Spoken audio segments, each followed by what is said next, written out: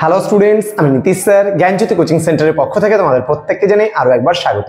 তো স্টুডেন্টস, আজকে আমি তোমাদের কলেজের অতি গুরুত্বপূর্ণ একটা টপিক নিয়ে আলোচনা করব, সেটা হচ্ছে ষোড়শ মহাজনপদ বা 16 মহাজনপদস নিয়ে। আজকের ক্লাসটা যদি তোমরা শেষ অবধি করো, আমি গ্যারান্টি দিচ্ছি এই যে বিষয়টা তোমাদের কিন্তু কখনোই মুখস্থ করতে হবে না, খুব সুন্দরভাবে আমি তোমাদের কিন্তু এই বিষয়টা বুঝিয়ে দেবো আজকের ক্লাসটিতে। ক্লাসটি শুরু করার পূর্বে তোমাদেরকে বলবো, যারা এখনো চ্যানেলটিকে সাবস্ক্রাইব করোনি তারা অবশ্যই চ্যানেলটিকে সাবস্ক্রাইব করে পাশে থাকা বেল আইকন অল প্রেস করে দাও, যাতে নেক্সট টাইম থেকে কোনো ভিডিও আপলোড করলে তার নোটিফিকেশন সবার আগে তুমি পেতে পারো।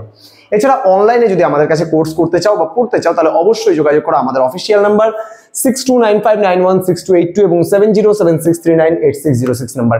তোমাদের পরীক্ষার জন্য কিন্তু 16 মহাজনপদস খুব গুরুত্বপূর্ণ একটা প্রশ্ন।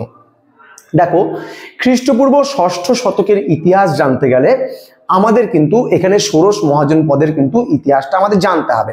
অর্থাৎ খ্রিস্টপূর্ব 6ষ্ঠ শতকে মানে ভারতবর্ষে 16টা মহাজনপদের কিন্তু উত্থান ঘটেছিল, এবং এই 16টা মহাজনপদের নামগুলো আমাদের অনেকেরই মনে থাকে না, আমরা গুলিয়ে ফেলি বা ভুলে যাই। কিন্তু আজকে আমি তোমাদের বলে দেবো যে কি করে আমরা শর্টকাট ট্রিক ওয়াইজ কিন্তু খুব সুন্দরভাবে মনে রাখতে পারবো এই 16টা মহাজনপদের নাম। তো স্টুডেন্টস, তোমাদের কোর্স ফিটা যদি জানতে চাও, তাহলে যারা ফার্স্ট সেমিস্টারে পড়ছো তাদের কিন্তু কোর্স ফি হচ্ছে, আমরা নিচ্ছি যারা অনার্সে রয়েছে 999 এবং যারা প্রোগ্রামে রয়েছে তাদের 499। যারা থার্ড সেমিস্টারে রয়েছে তাদের কোর্স ফি 1199 টাকা, মানে অনার্সদের, এবং পাস কোর্স যারা রয়েছে তারা 499 রুপিস। তো এটা কিন্তু আমরা নিচ্ছি NEP অর্থাৎ যারা নিউ এডুকেশন পলিসির অধীনস্থ 4 ইয়ার আন্ডার গ্র্যাজুয়েট প্রোগ্রামে রয়েছে তাদের জন্য কিন্তু এটা সিস্টেমটা রয়েছে। তো দেরি না করে আজই যুক্ত হও আমাদের অনলাইন ক্লাসে। চলো শুরু করছি আজকের ক্লাসটা ষোড়শ মহাজনপদ। আমি কি বললাম? খ্রিস্টপূর্ব 6ষ্ঠ শতকে। আবারও বলছি, মনে রাখবে, খ্রিস্টপূর্ব 6ষ্ঠ শতক। হ্যাঁ, খ্রিস্টপূর্ব 6ষ্ঠ শতকে কি ভারতবর্ষে 16টা মহাজনপদের কথা আমরা জানতে পারি। সেই 16টা মহাজনপদের নাম আমরা কি করে মনে রাখবো? ধ্যান দিবে। বৎসায়ন একটা গ্রন্থ লিখেছিল, কামসূত্র। আমি দিলাম KAM, কাম। তাহলে বৎসায়ন একটা গ্রন্থ লিখেছিল, তার নাম ছিল কামসূত্র। জিওগ্রাফিতে একটা টার্ম আমরা পড়েছি GPS, মানে গ্লোবাল পজিশনিং সিস্টেম। এর সঙ্গে আমরা একটা C লাগিয়ে নেব এক্সট্রা। তাহলে আবার বলছি, বৎসায়নের কামসূত্র KAM এবং GPSC, এই কটা পার্ট আমরা নিয়ে নিব।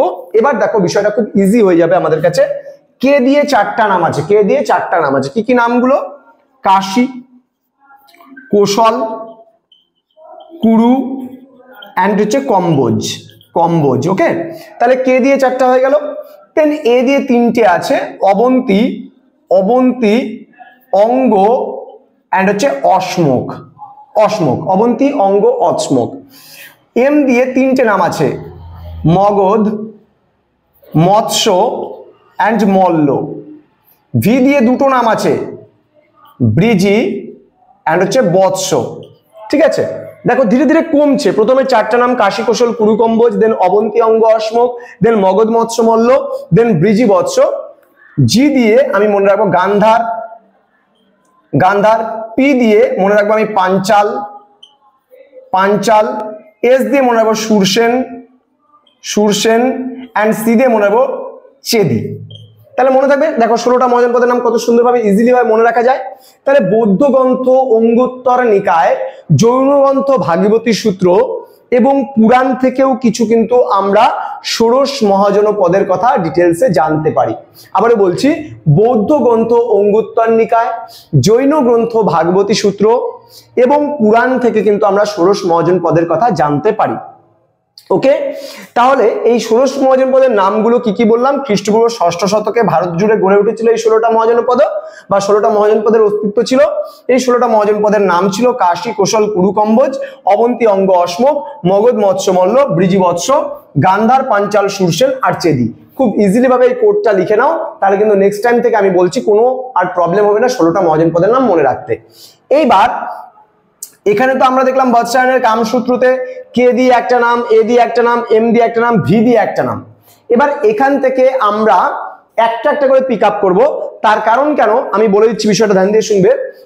এই যে ষোড়শ মহাজনপদ যে ছিল না, এই যে 16টা রাজ্য আমরা দেখতে পেলাম, 16টা মহাজনপদ আমরা দেখতে পেলাম। এবার এই 16টা মহাজনপদের মধ্যে কিন্তু অনবরত যুদ্ধ লেগে থাকতো, অনবরত তাদের মধ্যে সংগ্রাম লেগে থাকতো।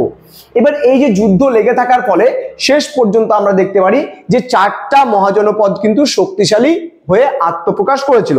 সেই 4টা মহাজনপদের নাম, এখান থেকে কোশল হবে, ঠিক আছে, কাশী কোশল কুরু কম্বোজের মধ্যে কোশল হবে, এটা মানে ইয়ে হয়েছিল। এখান থেকে হচ্ছে তোমার অবন্তী হবে, অবন্তী, ঠিক আছে, অবন্তী, এখান থেকে মগধ হবে, আর এখান থেকে বৎস হবে। এই 4টা কিন্তু জনপ্রিয়তা পেয়েছিল এবং এই 4টা কিন্তু বাকি মহাজনপদগুলোর সঙ্গে লড়াই করে শেষ অবধি কিন্তু এরা কিন্তু জয়লাভ করেছিল, কোশল, অবন্তী, মগধ, বৎস। তাহলে কে কে বেরোলো, আমি একটা গ্রাফ করে বিষয়টা বুঝিয়ে দিচ্ছি, দেখো খুব ইজিলি ভাবে জিনিসটা আমরা মনে রাখতে পারবো। প্রথমত আমরা ধরলাম এখানে অনেকগুলো জনপদ, হ্যাঁ, অনেকগুলো জনপদ। এবার জনপদগুলোর মধ্যে কন্টিনিউ লড়াই লেগে থাকতো, তাহলে এটা জনপদ, এদের মধ্যে অনবরত সংগ্রাম বা লড়াই লেগে থাকতো। এবার এই জনপদগুলোর মধ্যে সংগ্রাম হতে হতে 16টা মহাজনপদ টিকলো, তাহলে 16টা মহাজনপদ টিকলো। এবার এই 16টা মহাজনপদের মধ্যে 4টা অধিক শক্তিশালী মহাজনপদ জিতলো। সেই 4টার মধ্যে কোশল ছিল, অবন্তী ছিল, মগধ ছিল আর বৎস ছিল। এবং পরবর্তীকালে এই 4টা থেকে আবার একটা উত্থান ঘটলো, যেটাকে কেন্দ্র করে সাম্রাজ্যবাদের সূচনা হয়েছিল। এবং এই 4টা কি কি ছিল, আমি বললাম কোশল, আর ছিল অবন্তী, অবন্তী, মগধ, আর হচ্ছে বৎস। তাহলে এদের মধ্যে লড়াই হতে হতে শেষ পর্যন্ত কি করলো, মগধ জিতলো এবং মগধকে কেন্দ্র করে পরবর্তীকালে কিন্তু সাম্রাজ্যবাদের সূচনা হলো। তো আশা করি তোমরা আজকের এই ক্লাসটা স্পষ্টভাবে বুঝতে পারলে যে ষোড়শ মহাজনপদ, এটা তোমাদের মেজরে আছে, মাইনরে আছে এবং প্রোগ্রাম কোর্সের স্টুডেন্টদের জন্য কিন্তু এই বিষয়টা রয়েছে। তো তোমরা যারা ভাবছো যে আমাদের কাছে নোটস পত্র নেবে এবং অনলাইনে পড়তে চাও, তারা অবশ্যই যোগাযোগ করো, আমাদের ডেসক্রিপশন বক্সেও নাম্বার দেওয়া আছে এবং আমাদের যে এখানে স্ক্রিনেও তোমরা নাম্বার দেখতে পাচ্ছ 6295916282 এবং 7076398606। তোমাদের আরেকটা ছোট্ট ইনফরমেশন দেওয়ার আছে, সেটা হলো তোমরা যদি কেউ ফার্স্ট সেমিস্টারের বই কিনতে চাও আমাদের কাছ থেকে বইও কিন্তু কিনতে পারো। আমাদের সেন্টারে কিন্তু নোটস ওরিয়েন্টেড বইও কিন্তু আমরা প্রকাশ করছি এবং তোমাদের কিন্তু হোম ডেলিভারি কিন্তু ফ্রি সেই বইগুলো। হ্যাঁ, বইগুলোর জাস্ট খালি যে প্রাইস আছে এমআরপি, সেই এমআরপি থেকে মানে আমরা কোনো ডিসকাউন্ট দিচ্ছি না, কিন্তু আমরা ডেলিভারি চার্জটা ফ্রি করে দিচ্ছি তোমাদের জন্য। তো তোমরা চাইলে বইও নিতে পারো। এছাড়া আমাদের একটা ওয়েবসাইট রয়েছে, গুগলে যদি সার্চ করো NIL লিখে যদি সার্চ করো আমাদের ওয়েবসাইট তোমরা ভিজিট করতে পারবে। সবার প্রথমে নিউজ যেটা আসবে ওটাকে ক্লিক করবে, ক্লিক করলে পরে দেখতে পাবে আমাদের বেশ কিছু নোটস পত্র সেখানে দেওয়া আছে, তোমরা সেখানে ভিজিট করতে পারো। এছাড়া আমাদের আরেকটা রয়েছে, যদি www.gyanjoti.info লিখে যদি সার্চ করো তাহলেও কিন্তু আমাদের info লিখে যদি সার্চ করো তাও কিন্তু আমাদের আরেকটা ওয়েবসাইট রয়েছে জ্ঞানজ্যোতি কোচিং সেন্টারের, সেই ওয়েবসাইটে কিন্তু তোমরা ভিজিট করতে পারো। দেখা হচ্ছে আরেকটা নতুন ক্লাস নিয়ে, তোমরা প্রত্যেকে ভালো থেকো, সুস্থ থেকো। Thank you so much, thanks for watching after all, thank you.